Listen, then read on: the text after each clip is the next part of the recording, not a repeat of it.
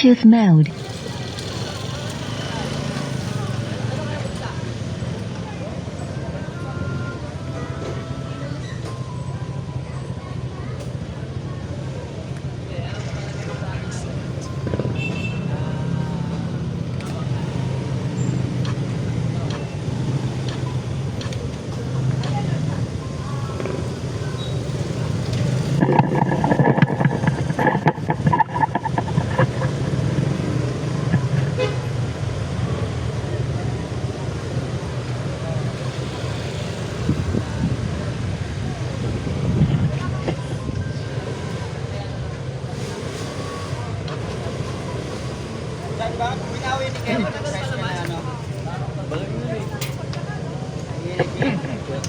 Praise Jesus, praise Jesus.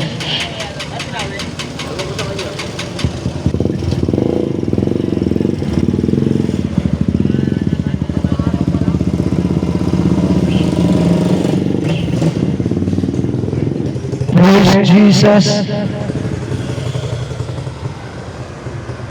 Magandang umaga po muli sa inyong mga taga-Bagong Palengke. Ako'y muling dinako sa inyo ng Panginoon upang magbahagi ng kanyang salita. Para po sa inyo ikapagpapala sa lahat ng nakikinig ng salita ng Diyos.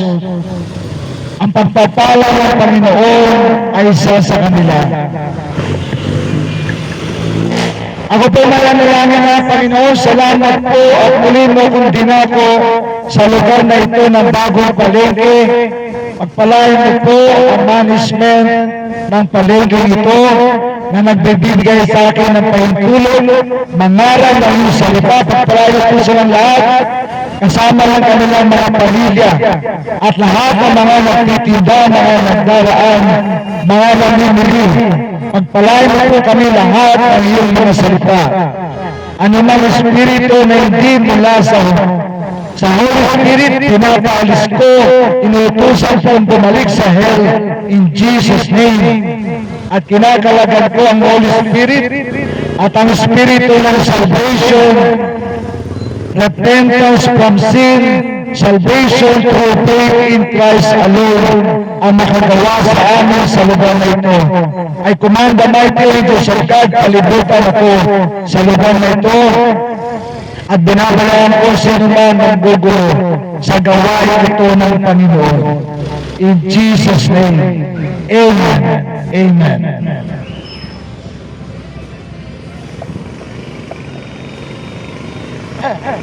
Praise God, purihin muli ang Panginoon. Mapagpalang umaga po sa inyong lahat, sa mga taga-Bagong Palengke, mga nagtitinda, mga namimili, mga nagdaraan. Pagpalain po kayong lahat ng Panginoon. At tayo pagpalain din ng kanyang mga salita na ibabahagi niya sa atin sa umaga nito. Ako at kayo, tayo po ay pagpapalain ng salita ng Diyos.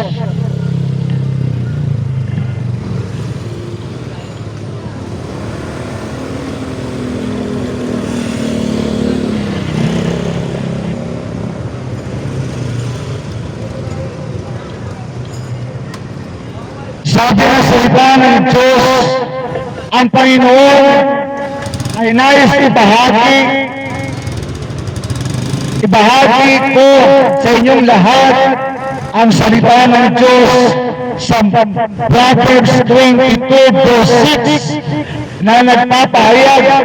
Ang sabi po rito, train up a child in the way he should go, and when he is old, he will not depart from it. Sa mga huling araw daw na ito, ay dapat i-train up natin ang ating mga anak na sa mga huling araw na ito ay target ng dyablo na pabagsakin ang ating mga anak, sirain at nakawin sa atin ang ating mga anak. Kaya sabi ng Panginoon, train up your children in the way he should go, and when he is old, he will not depart from it. Kailangan daw po natin i-training ang mga bata. Ano ang i-train natin sa mga bata? Una, i-train up natin ang ating mga anak na matutong manalangin. Ang isang batang marunong manalangin, ang kaaway na dyablo, hindi ito magagalaw. Sa murang edad ng ating mga anak, pwede natin silang turuan. I-train up, disiplinahin na matuto silang mag-pray.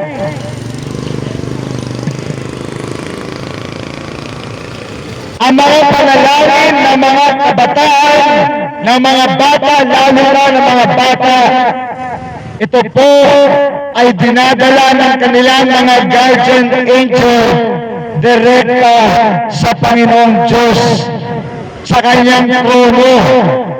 Kaya napaka-powerful na mga bata na marunong manalangin. Ang mga batang marunong manalangin ay magiging independent.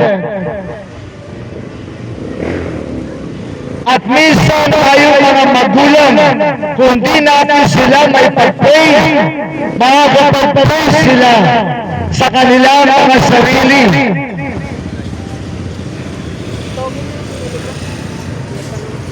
Kapag hindi pa makapag-pray ang iyong anak, ikaw muna mag-pray sa kanila, mga magulang.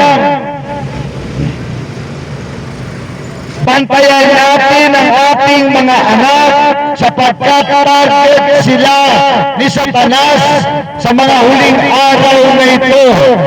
Kapag wala kang gagawin, kapatid, malamang sa hindi, mamumroblema ka sa anak mo pagdating ng araw, sapagkat ang kaaway na dyablo ay kumikilos na at hindi na siya, wala na siyang pinipili. At una niyang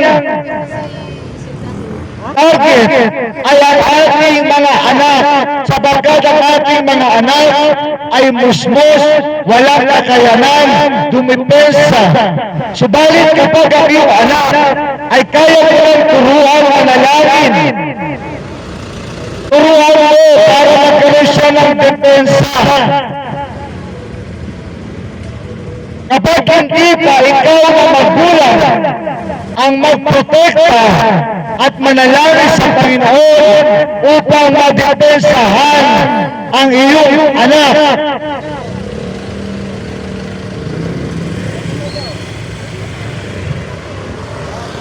mga magulang, huwag nating katamaran i-train up ang ating mga anak. Huwag natin silang katamaran turuan manalangin. Huwag natin silang katamaran ipanalangin. Kapag hindi pa sila pwede manalangin, obligasyon ng ating mga magulang na ipag-pray ang ating mga anak. Kapag hindi mo pinag-pray ang anak mo, malamang sa hindi, matatarget yan ni Satanas, ang kaaway na dyablo. Subalit ang mga bata na marunong mag-pray sa murang edad nila, ang Panginoon ay poprotektahan sila at magpapadala ang Panginoon ng mga guardian angels para sa kanila na magbabantay. Yung nangyari sa Zamboanga sa Ateneo, ano nangyari sa mga batang ito? Malamang sa hindi sila na-train up. Sapagkat kung sila ay na-train up, malamang sa buhay pa silang lahat ngayon. Sapagkat poprotektahan sila ng Panginoon. Mga magulang, huwag nating katamaran na turuan, i-train ang ating mga anak. Mayroong spiritual father at ito ay hayag na hayag sa ating kalagitnaan.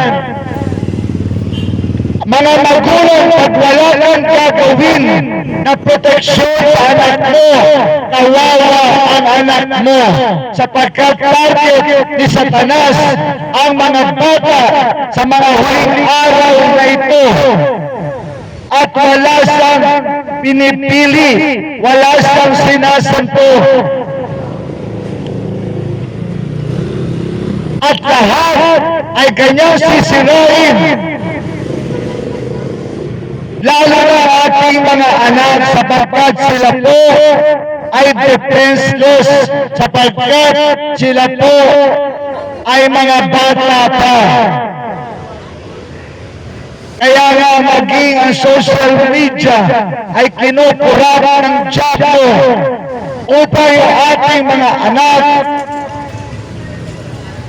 ay makapanood ng mga demonic na panoorin sa social media, kagaya ng Roblox at iba pang mga games sa social media. Mga taga Bagong Palengke, mga nagtitinda, mga namimili, ang nais ng Panginoon ay protektahan ninyo ang inyong mga anak, ipanalangin niyo sila. Ang mga bata po, madali lang turuan, sapagkat susundin lang nila kung anong sasabihin ng kanilang mga magulang. Kung ano nakikita sa mga magulang, susunod lang ang ating mga anak, sapagkat ang kanilang mga isipan ay nade-develop pa lamang. Kaya mga magulang,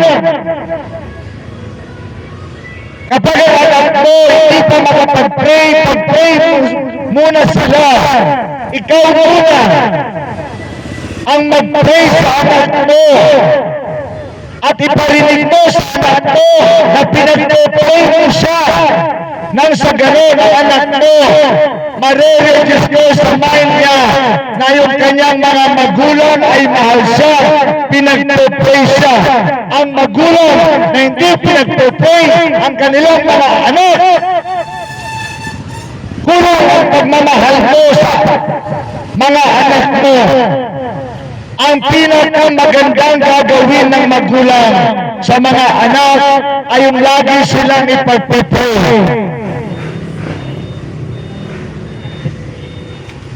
Subalit kapag ang anak mo sa edad niya ay pwede maturuan mag-pray, turuan mong mag-pray. Sasabihin mo sa anak mo, anak, kayain mo ko. Ganito, magpe-pray tayo kay Jesus. Sasabihin natin kay Jesus, Jesus, patawad mo sa mga kasalanan ko. Jesus, tulungan mo po ako. Pagpasok ko sa school, protektahan mo po ako. Napakasimple lang mga magulang. Huwag ka lang tatamarin. Ang mga magulang ngayon, maraming tamad magturo sa kanilang mga anak. Mas inuuna yung mga chismis, mas inuuna yung mga tongits, at kung ano pa walang naguluhan. Mga magulang, magsigising po kayo. Ang kaaway ng diablo ay target ang ating mga anak. Kaya nga ngayon sa buong mundo, sa mga bawat school, pinapasok ni Satanas. At nasisira ang buhay ng mga kabataan at mga bata, sapagkat ang mga magulang hindi nagpe-train up sa kanilang mga anak.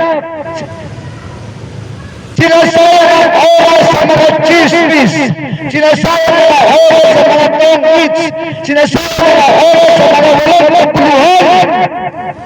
Kawawa ang anak kapag ang magulang hindi responsable mag-train sa kanilang mga anak. Alam ko po kung gaano ang binabaka ng mga magulang sapagkat ako rin po ay may 3 anak. Subalit, yung aming mga anak, train up namin nung sila'y maliliit pa. Kaya sila ngayon ay marunong nang magsipanalangin.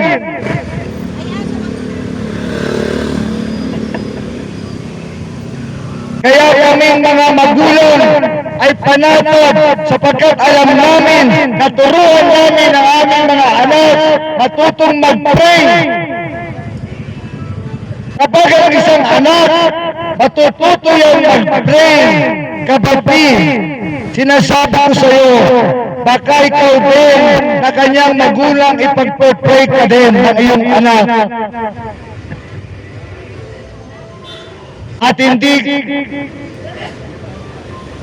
At maiibsa ang alalahanin ng mga magulang. Halimbawa, kalimutan mo ipag-pray ang anak mo. Ang anak mo nagkukusa ng mag-pray. Kapatid, magiging maluwag sa dibdib ng mga magulang kung ang kanilang mga anak naturuan nilang mag-pray sa murang edad. Kapag hindi natin pinag-pray o tinuruan ang ating mga anak mag-pray, kapatid, tuwan-tuwa sa talas sapagkat mabibiktima niya ang ating mga anak. Pag hindi mo trinain ang iyong anak, iiyak ka sa pagdating ng panahon sapagkat nakasulat sa salita ng Diyos, pasama ng pasama ang mundo. Kaya ang mga anak natin, kawawa kung walang proteksyon ng pananalangin.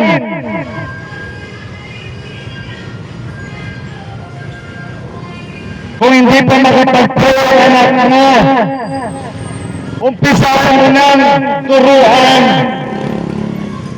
Gagayahin ka lang ng anak mo. Sabihin mo, anak, luhod tayo, mag-pray tayo kay Jesus. Sabihin natin kay Jesus ganito. At ang anak mo, gagayahin ka lang. Anong mahirap mo? Gagayahin ka lang ng anak mo. Sabihin mo ng anak, gayahin mo ko. Kung anong sasabihin ko, sabihin mo rin. Anong mahirap doon? Anong nakakatamad doon? Kapag ang magulang tamad magturo, kawawa ang kanilang mga anak. At ikaw din, kawawa ka din, sapagkat mamumroblema ka kapag ang anak mo ay nabiktima din ng dyablo.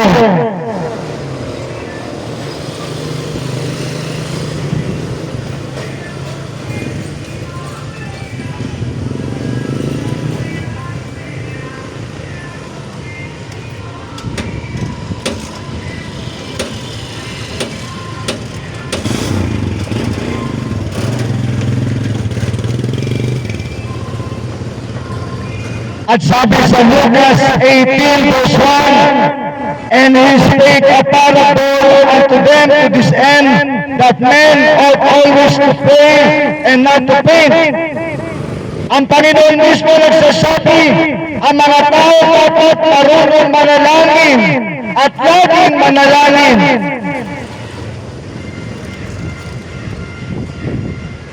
Mga kapatid, ang Diyos na nagsasabi, ang tao dapat laging nananalangin at huwag magsasawa manalangin. At ang pananalangin, pagkikipag-usap sa Diyos. Kapag lagi mong kinakausap ang Diyos, ang pagpapala ay malapit sa iyo, kapatid.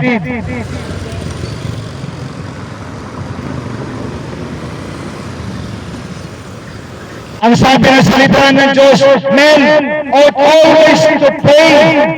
Ang Panginoon na nagsasabi, manalangin tayo. At una natin pag-pray ating mga anak.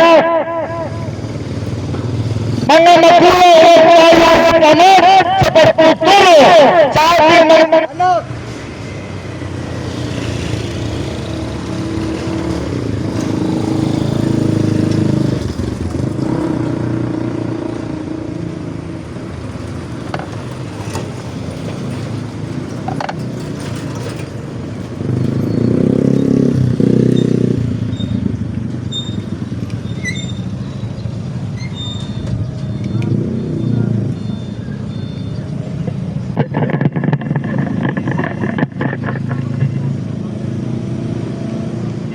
Kawawa mga anak kapag ang mga magulang tamad magturo sa kanilang mga anak.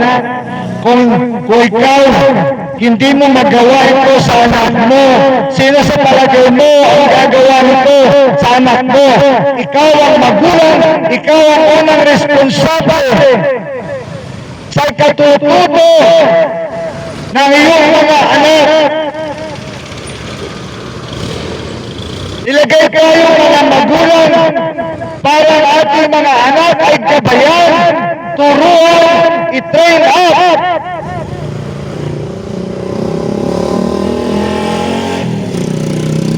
Mga magulang, ipag-train natin ang ating mga anak. I-train natin ang ating mga anak matutong mag-pray. Madali lang po yan, kapatid. If there's a will, there's a way. Subalit kapag ang magulang napakatamad, magturo sa anak, kawawa mga anak nila.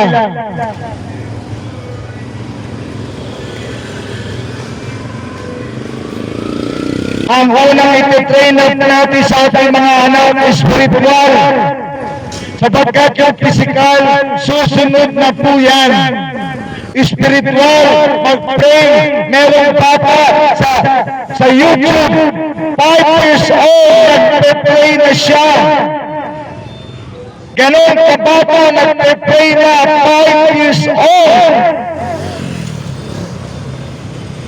At patatas na siya mag-pray. Mga kapatid, hindi naman gifted yung anak nila. Pare-parehas lang yung mga anak nila at anak natin. Nasa atin pong mga magulang ay katututo ng ating mga anak.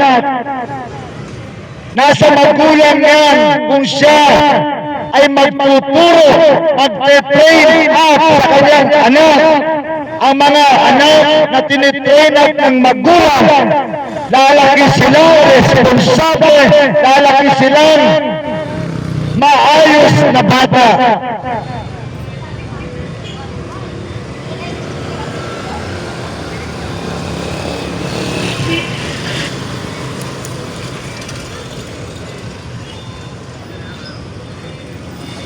Ang sabi ng salita ng Diyos, kung tayo ng malalaki ay sinabihan ng Panginoon, lagi tayong manalangin, mga kapatid, sa panahon natin ngayon, sa mga huling araw ngayon. Ang kaaway ng diablo, sinisira ang ating mga anak, kaya tayong mga magulang ay dapat laging nagpe-pray. Lagi pinagpe-pray ang ating mga anak. At huwag natin yung katamaran.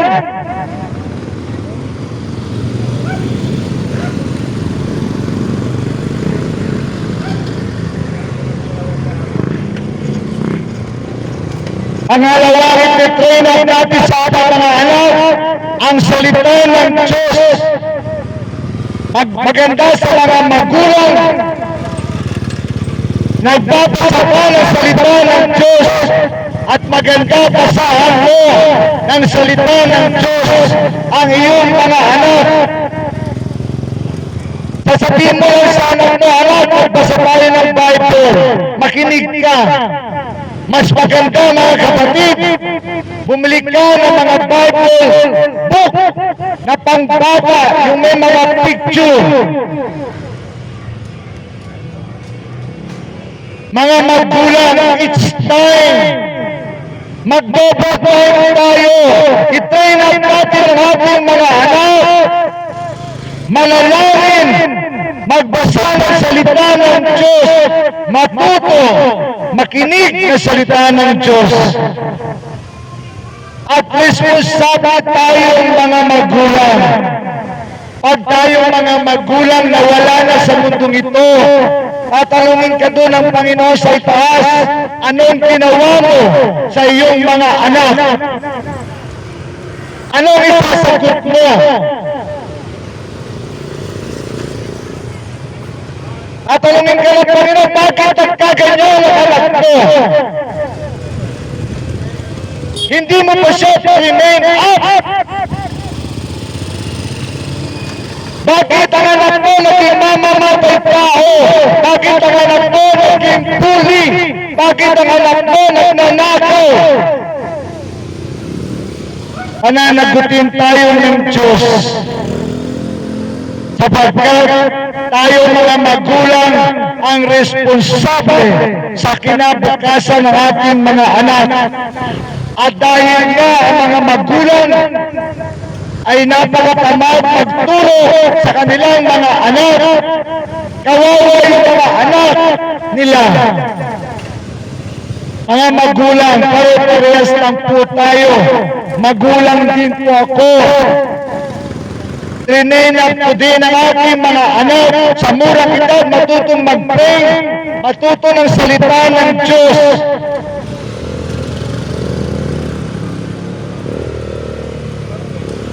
Ang mga anak, natututo lang yan sa matatanda. Ang mga anak, natututo lang yan sa nakikita sa paligid, sa mga naririnig sa paligid. At maganda rin mga magulang, sa murang edad, huwag natin pahawagin ng cellphone ang ating mga anak. Mas maganda bigyan natin ng oras sa ating mga anak. Makipaglaro tayo sa ating mga anak. Makipag-usap tayo sa ating mga anak. Samahan natin ang ating mga anak kung saan sila nagpupunta. Kung sino mga barkada nila. Alamin mo!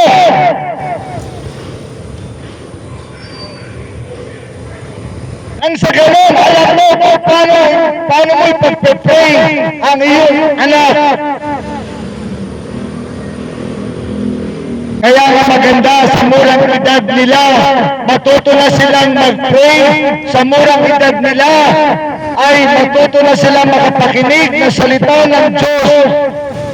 Maturuan ang salita ng Diyos. Mga magulang, kapag ang anak mo hindi mo tuturuan sa murang edad nila, kung ano nakikita nila at naririnig, yun ang kanilang kalalakihan.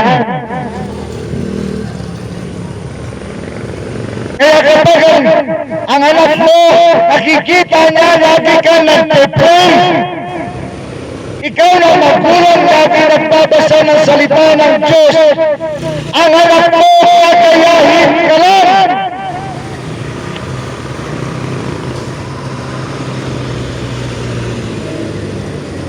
Subalit kapag ikaw mismo na magulang, napakatamad mo mag-pray, napakatamad mo magbasa ng salita ng Diyos, ano sa palagay mo matututunan ng anak mo? Wala. Kaya walang proteksyon ng anak mo.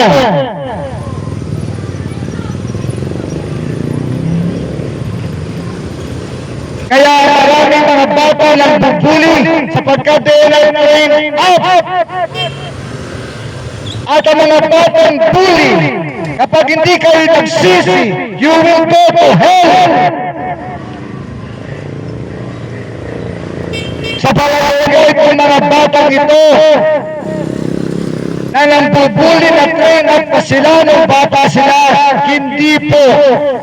Sapagkat kapag ang anak na train up ng mga magulang, thank you. Kaya mga magulang, umpisahan natin, hindi pa huli ang lahat. Habang buhay pa ang magulang, ang mga anak natin, hindi pa huli ang lahat. Kapag anak mo ngayon, dahil hindi mo siya na-train up, magmula ng bata, at problemado ka na ngayon sa anak mo, kapatid, mag-pray ka lang sa Panginoon. Ang Panginoon kayang baguhin ang pinakamatigas na puso ng sino mang tao. Yung ating mga anak kayang baguhin ng Panginoon. At pagsisiyan mo kung bakit lumaki matigas ang ulo ang anak mo sapagkat maliit pa siya, hindi mo rin remain up. Sa totoo lang, buntis pa lang isang babae, pwede nga lang turuan ang kanyang anak, makikinig siya ng mga Christian song.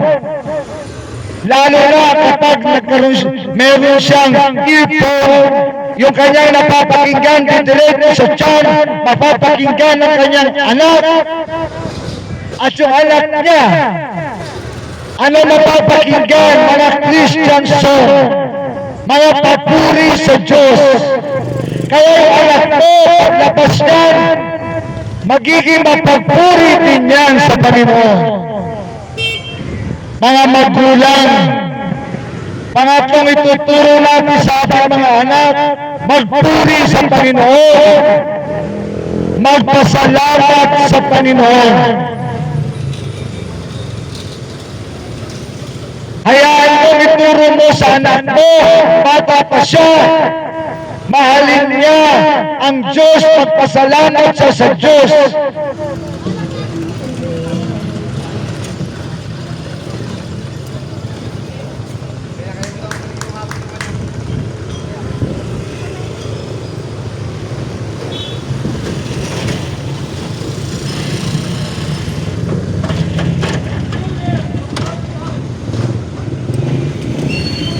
Sabihin natin sa ating mga anak, sabi sa Psalm 149, verse 14, I will praise thee, for I am fearfully and wonderfully made. Marvelous are thy works, and that my soul knoweth right well. Ituro mo sa anak mo na ang Diyos ang nilikha sa kanya, na siya ay nilikha ng Diyos fearfully and wonderfully. Nasa sinapupunan pa lang siya, ginawa na siyang kaaya-aya ng Diyos. At ituro mo yun sa anak mo, sabihin mo sa anak mo, anak, you are fearfully and wonderfully made by God. Kapag ang anak mo, nakita niya ang kabutihan ng Diyos, kung paano siya nilikha ng Diyos na perfecto. Ang anak mo, palalakihan yun at magiging mapagpasalamat at mapagpuri siya sa Panginoon. At kapag ang bata ay lagi nagpapasalamat sa Panginoon, nagpupuri sa Panginoon, ang ating mga anak lalaking disiplinado at mapagmahal sa Diyos at sa kanyang kapwa.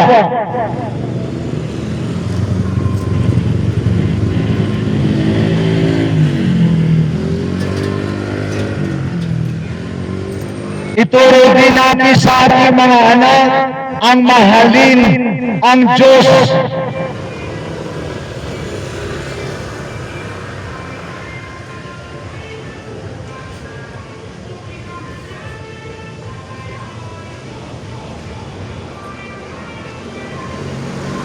Sabihin natin sa ating mga anak, sabi sa Mark 12, verse 30, and thou shalt love the Lord thy God with all thy heart. Sabihin mo sa anak mo, anak, mahalin mo ang Diyos ng buong puso mo, ng buong pag-iisip mo, ng buong kaluluwa mo, at ng buong lakas mo. Maganda po sa murang edad nila, ma-inculcate na natin sa kanila na maging mapagmahal sa Diyos. Kapag ang iyong anak ay magiging mapagmahal sa Diyos, ano sa palagay mo ang katumbas nun? Ang Diyos ay magagalak sa Kanya. Kapag ang Diyos nagalak sa iyong anak, ano sa palagay mo ang bunga nito? Ang anak natin, pagpapalain ng Diyos. Ang anak natin, makakasupo ang pabor sa Panginoon. Mga magulang, pare-parehas lang po tayong mga magulang. Responsable tayo sa ikatututo, ikagaganda ng buhay ng ating mga anak.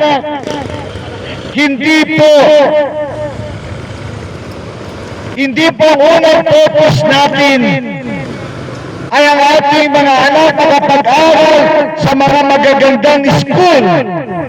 Tingnan nyo nangyari sa Zamboanga, sa Ateneo. Magagandang school ito, private school. Pero ano nangyari sa mga bata?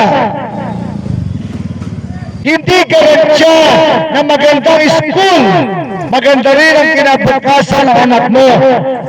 Ang garantiya na maganda kinabukasan ng anak mo kapag siya ay nakasumpong ng pabor sa Panginoon. At nasa iyo, magulang, sa murang edad nila, sabihin mo sa anak mo, mahalin mo ang Panginoon ng buong puso mo, ng buong pag-iisip mo, ng buong kaluluwa mo, at ng buong lakas mo.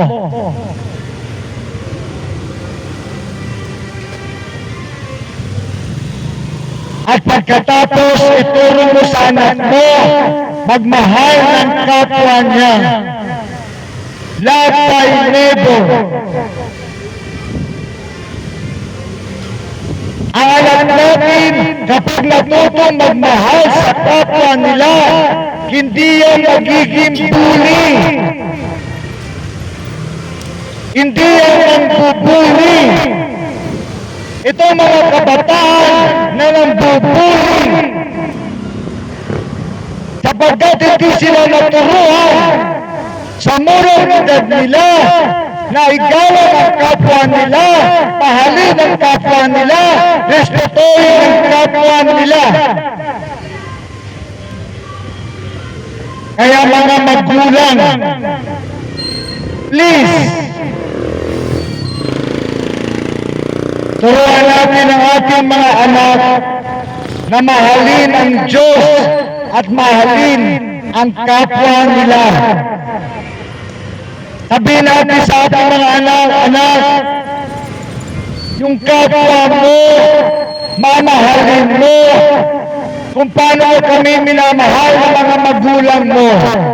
Huwag mo silang aawayin, huwag mo silang lolokohin, huwag mo silang sasaktan. Mga bata, huwag kayong mangbubuli. Ang mga batang nangbubuli, parurusahan niya ng Diyos sa hell. Kapag ang bata marunong lang mangbuli, marunong lang pumatay, hindi na po yan inosente. At yun ang natanim sa isip nila at puso nila sapagkat walang nag-train up sa kanila. Walang nagturo sa kanila. At yun ang kinalakihan nila. Kawawa ang buhay ng mga bata na namamatay. ang walang saysay. Kung ang mga magulang lamang naging responsable sa pagtuturo sa kanilang mga anak.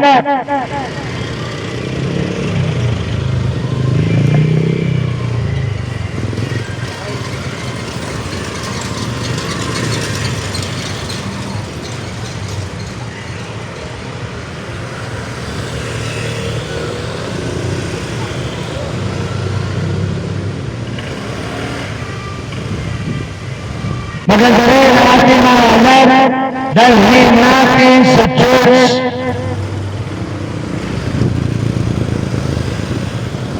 Mga magulang, kapag tayo nagpunta ng church, bitbitin natin ang ating mga anak. Sapagkat pag dumating yan sa church, meron niyang blessing sa Panginoon. Yan man ay sanggol, yan man ay hindi pa makalakad, bitbitin mo yan sa church, nang sa gayon, makita ng anak mo kung ano ang pagsamba sa Diyos at maturuan sila na mga hindi mo na ituturo sa anak mo sa church. Ang problema, baka magulang masyadong abala sa negosyo, sa trabaho. Kapatid, ang first priority natin ang ating mga anak. Second to God is our family. Second to God is our children. At tayo mga magulang, inilagay ng Panginoon sa kanya-kanya nating pamilya para ma-train up sa ating mga anak. At maganda kapag ang mag-asawa ay nagtutulungan sa pag-train up ng kanilang mga anak. At maganda rin sa mga magulang, nagpapakita sila ng good example sa kanilang mga anak. Halimbawa, nakikita ng mga anak na yung mga magulang hindi nag-aaway sa kanilang harap at nagmamahalan, nagpapakumbabaan, at yung mag-asawa nagpe-pray, at yung mag-asawa tumatalo sa gawain ng Panginoon, at yung mag-asawa nagsishare ng salita ng Diyos. Mga magulang, maraming paraan para maipakita natin sa ating mga anak, para ma-train up natin ang ating mga anak. Gagawin mo lang sa sarili mo muna, mga magulang. Halimbawa, kung nais mo magturo mag-pray sa anak mo, gawin mo muna sa sarili mo. Kung nais mo magturo ng salita ng Diyos sa anak mo, ikaw muna magbasa ng salita ng Diyos. At kung nais mo ituro sa anak mo, magpuri sa Panginoon, gawin mo muna, kapatid. At kung nais kang ang anak mo ay maglingkod sa Panginoon, ikaw muna pumunta sa church. Mga magulang, ginagaya lang tayo ng ating mga anak kung ano nakikita sa atin ng ating mga anak. Gagayahin lang naman po nila tayo. Kapag nakikita nila na tayo nagpe-pray, gagayahin tayo ng ating mga anak. Kapag nakikita ng ating mga anak na tayo ay nagbabasa ng salita ng Diyos, gagayahin tayo ng ating mga anak.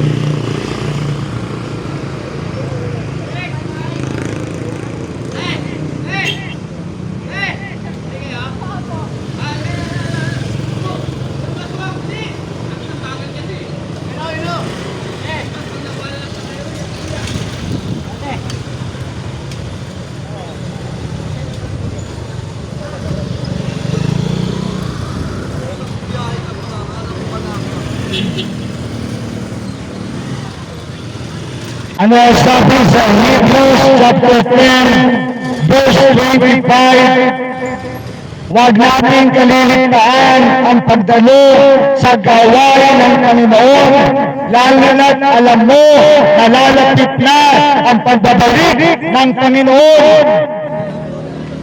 Mga taga-bagong palengke, babalik na si Jesus.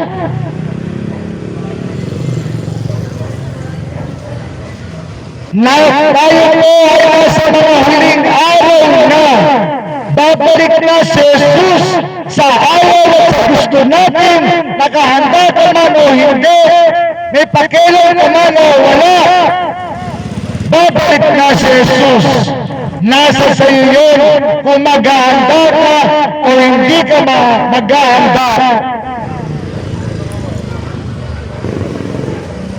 Yung mga nangyari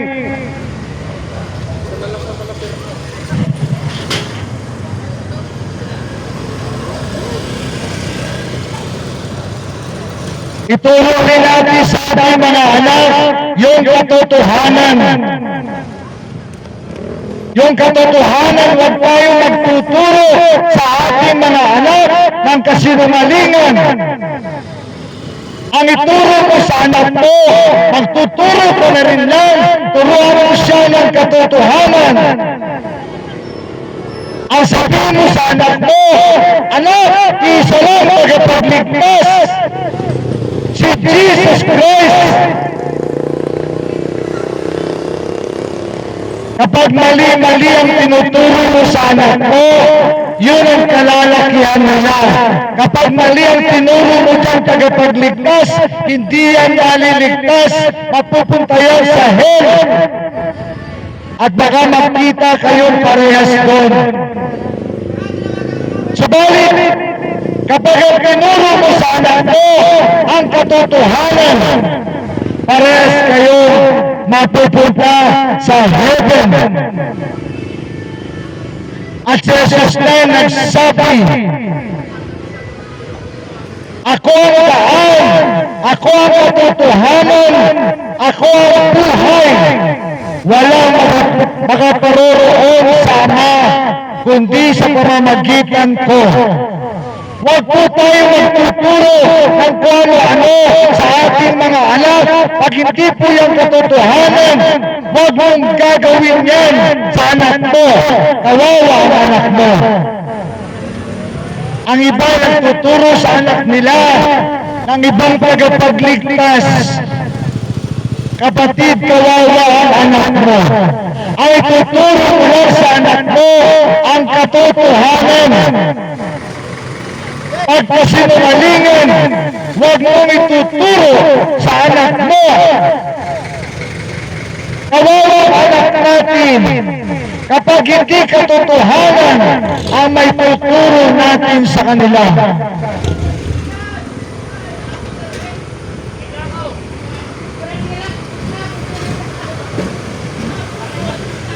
Ang ituturo natin sa ating mga anak ay katotohanan lamang. At mas maganda, ituro mo dyan na si Jesus lang ang katotohanan. Si Jesus lang ang tagapagligtas. Kapag tinuro mo dyan, ibang tagapagligtas. Kapag tinuro mo dyan, si Muhammad tagapagligtas, si Allah tagapagligtas, si Pablo tagapagligtas, si Maria tagapagligtas. Kapatid, nagtuturo ka ng kasinungalingan sa anak mo at pagdurusahan mo yan pagdating ng panahon. Kawawang anak mo, lalaki siya na nasa maling pagtuturo mo, sa maling pananampalataya, sa maling belief. At maraming mga bata ngayon lumaki sa maling katuruan dahil ang mga magulang hindi nagsasaliksik ng salita ng Diyos. Tapos ang magbubunga noon ang ating mga anak. Kawawa ang ating mga anak. Tuturuan mo rin daw yung anak mo, ituro mo na dyan ang katotohanan. At si Jesus ang katotohanan. Kapag si Jesus ang tinuro mo sa anak mo, hindi ka nagturo ng kasinungalingan, kundi ng katotohanan.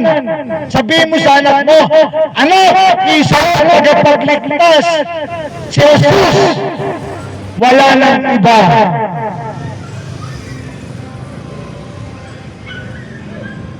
Ang problema sa mga magulang, kasi tamad magbasa ng Bible, kung ano-ano na lang ang pinaparinig sa kanilang mga anak, kung ano-ano tinuturo sa kanilang mga anak.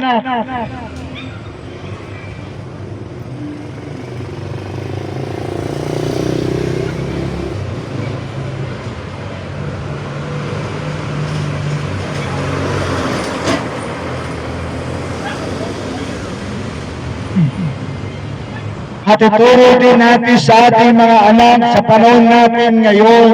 Sabihin mo sa anak mo, anak, babalik na si Jesus. Malapit nang bumalik si Jesus. Kailangan tayo maghanda sa pagbabalik ni Jesus, sa pagpapukunin ni Jesus. Tayo na sumasampalataya sa Kanya. Mga kapatid,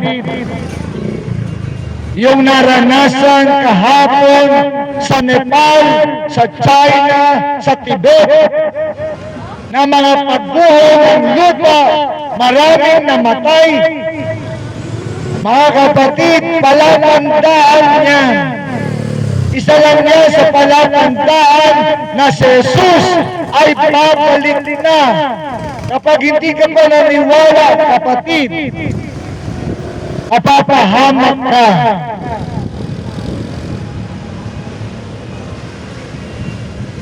Yung mga nangyari sa Tibet, sa Nepal, ang mga tao parang ito ay nakakilala sa Panginoon bago sila matabunan ng mga gumuho na lupa at ng tubig. Ang mga tao parang ito nakakilala sa Panginoon kapag walang relasyon kay Jesus. Pag namatay ang tao, pupunta siya sa hell. Hindi paligoy-ligoy ang salita ng Diyos.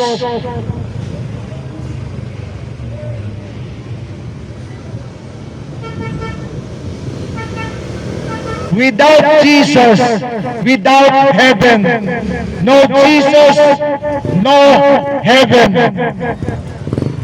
Mga magulang, it's time, panahon na upang manalangin tayo ng matindi. Kapag libre ka ng oras, mag-pray ka. Mga taga-bagong palengke, mga nagtitinda, mga namimili, panahon na para tayo magsipanalangin. Babalik na si Jesus. Panahon na para pagsisihan natin ang ating mga kasalanan at tanggapin natin si Jesus bilang Panginoon at tagapagligtas natin. Kailan mo gagawin yan? Kapag dumating na si Jesus, hindi ka na makakasama sa Kanya. Gawin natin yan ngayon pa lang, habang hindi pa siya bumabalik, sapagkat ang pagbabalik ni Jesus ay biglaan. Subalit ang mga palatandaan ay hayag na sa ating kalagitnaan. Kapag naman hindi mo pa alam yun, kapatid, meron ng something sa'yo. Sapagkat ang Panginoon, pinapahayag na ni Jesus na anumang oras ay posible na siyang bumalik. Anong paghahanda ang ginagawa natin? mga taga-bagong palengke, mga may pwesto sa lugar na ito, manalangin tayo sa Panginoon, humingi tayo ng tawad sa Panginoon, at tanggapin natin si Jesus bilang Panginoon at tagapagligtas natin, upang anumang araw dumating si Jesus ay makukuha tayo ni Jesus at may sasama tayo sa kanyang kaharian.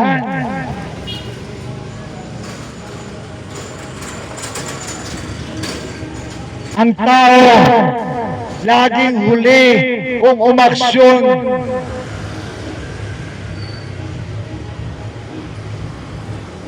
At isa sa mga palatandaan, yung malalakas na lindol, yung malalakas na bagyo, yung pasama ng pasama ang mundong ito.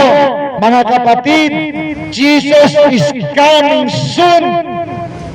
Sa ayaw at sa gusto mo, babalik si Jesus. Nakahanda ka man o hindi, babalik si Jesus.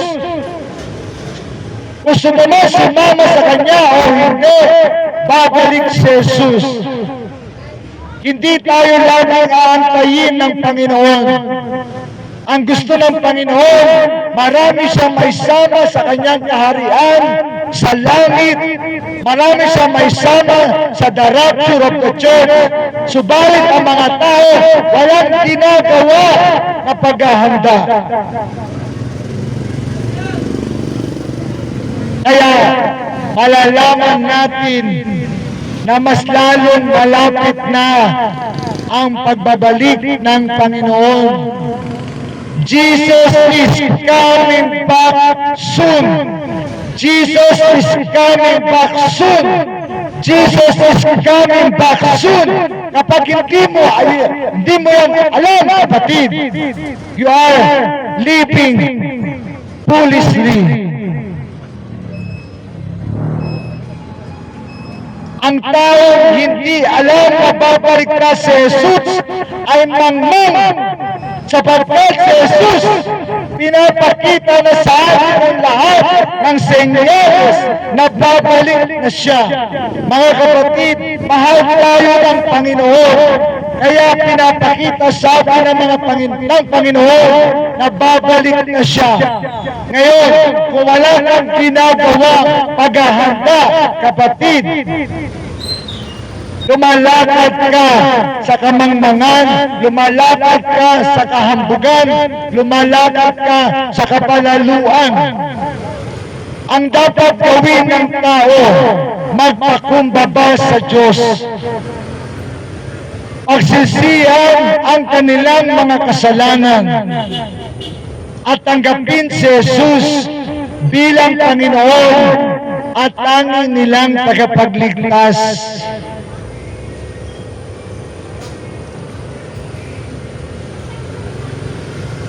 Ako po ay mananalangin na sa mga nais tanggapin ng Panginoon. Kapatid, inaanyayahan kitang sumunod sa pananalangin ko na gagawin. Kung nais kong makasama sa pagbabalik ni Jesus, sumunod ka sa panalangin ito. Jesus is coming back soon. Sa ayaw at gusto natin, babalik si Jesus. Nakahanda ka man o hindi, babalik na si Jesus.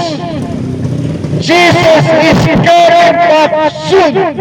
Jesus is coming back soon. Jesus is coming back soon. Ngayon, pag ikaw ay hindi naghanda, kapatid, problema mo yun. Kapag hindi ka nakasama sa pagbabalik ng Panginoon, problema mo yun, kapatid. Hindi na namin problema yun. Sapagkat tayong lahat binibigyan ng Panginoon ng pagkakataon makasama sa kanyang pagbabalik. Ang tanging mong gagawin, pagsisihan mo ang mga kasalanan mo, tanggapin mo siya bilang Panginoon at tagapagligtas mo. Walang mahirap doon, kapatid. At isasama tayo ng Panginoon sa kanyang kaharian bago maghari si Satanas sa lupa, bago maghari ang Antikristo sa lupa, bago maghari ang bulang propeta sa lupa.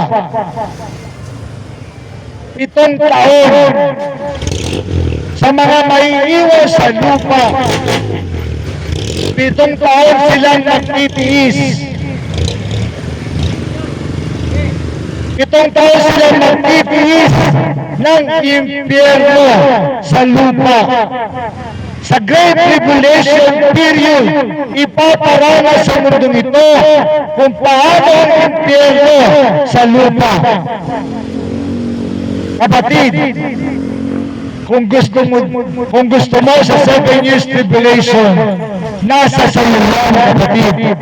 Wala lang tayong sisihan, sapagkat hanggat hindi pa bumabalik ang Panginoon, binibigyan tayo ng pagkakataon ng Panginoon makapaghanda, makasama sa kanyang pagbabalik.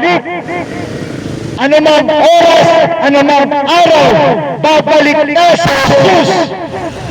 Kung maghahanda ka man o hindi, nasa sayo, kapatid. Subalit ang nais ng Panginoon, mas marami makasama sa kanyang pagbabalik. Ang nais ng Panginoon, ang mga taga rito, ang buong pamilya ng mga nagtitinda, mga namimili sa lugar na ito, makasama lahat sa pagbabalik ni Jesus. Ako po'y magpupray na. Sumunod po kayo sa pananalangin. Sabihin po natin sa Panginoon, sabihin po natin, Jesus, patawarin mo po ako na isang makasalanan. Lahat po ng kasalanan ko, patawarin mo, Panginoon. At ako'y sumasampalataya, kaya mo kong patawarin. Kaya, Panginoon, patawarin mo lahat ng mga kasalanan kong nagawa. Patawarin mo ako bilang magulang na hindi nakapag-train up sa aking mga anak. Patawarin mo ko, Panginoon, sa lahat ng kahinaan ko, sa lahat ng karumihan ko, sa lahat ng kasalanan ko. Panginoon, salamat, ako ay iyong pinatawad, ako ay iyong nilinis. Kaya naman tinatanggap kita, Jesus, bilang Panginoon at tagapagligtas ng buhay ko. Salamat, Panginoon, ako'y niligtas mo. Ako ay naisulat mo ang pangalan ko sa aklat ng buhay. Tulungan mo ako, Panginoon, sa mga susunod kong gagawin. Tulungan mo akong manalangin, kung paano manalangin, kung paano magsaliksik ng iyong mga salita, kung paano mag-train up sa aking mga anak, at kung paano makahanap ng isang church kung saan ako'y mahanda at lalo po sa pananampalataya sa pagbabalik ng Panginoon Jesus. Panginoon, bahala ka na sa akin at sa aking pamilya at sa aking mga anak. In Jesus' name, Amen. Amen. Kung kayo po ay nakasunod sa pananalangin, kayo po ay pinatawad na ng Panginoon, kayo po ay nilinis na ng Panginoon, kayo po ay niligtas na ng Panginoon, at naisulat na po ang pangalan niyo sa aklat ng buhay. na siya pong gate pass ninyo papasok sa langit. Sa mga hindi po nakasunod sa panalangin ko, pag-uwi niyo po sa bahay, simple lang man po ang gagawin ninyo. Umupo ka sa isang sulok, humingi ka ng tawad sa Panginoon sa lahat ng kasalanan mo na taimtim sa puso mo at tanggapin mo siya bilang Panginoon tagapagligtas mo mula sa puso mo. At kapag nagawa mo yun, kapatid, patatawarin ka ng Panginoon, ililigtas ka ng Panginoon. Ang tanging mo lang gagawin after noon, ang Panginoon ang bahala. Subalit, ang pananalangin ay binibilin din niya sa iyo. Lagi kang manalangin, lagi kang magbasa ng salita ng Diyos, at maghanap ka ng Christian Church malapit sa lugar mo. Basta si Jesus ang pinapangaral, manatili ka po dyan hanggang sa pagbabalik ng Panginoon Jesus.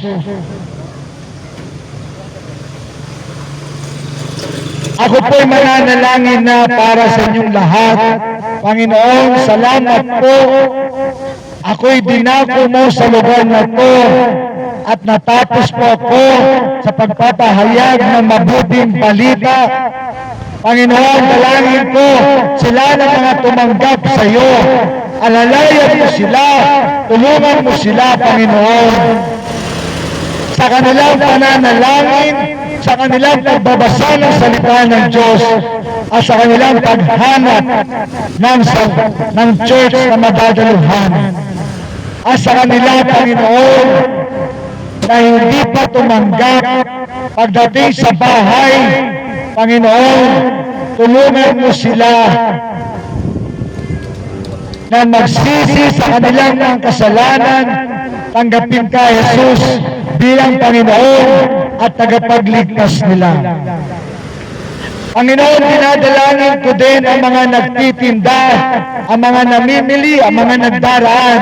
Lahat po sila, Panginoon, pagpalayan mo silang lahat, iligtas mo po silang lahat, at patuloyin ka nilang lahat sa kanilang mga puso.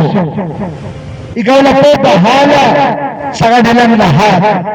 Sa pangalan ni Jesus, Panginoon, dinadalain ko rin lahat ng mga bata at kabataan sa lugar na ito ng bulihan at ng silang, Panginoon. Ano mo mga espiritu ng kaaway na bumibihag sa aming mga anak, Panginoon, ginagapos namin ang mga espiritu nito na mula sa hell, tinatapon namin pabalik sa hell in Jesus' name. And I release salvation, protection,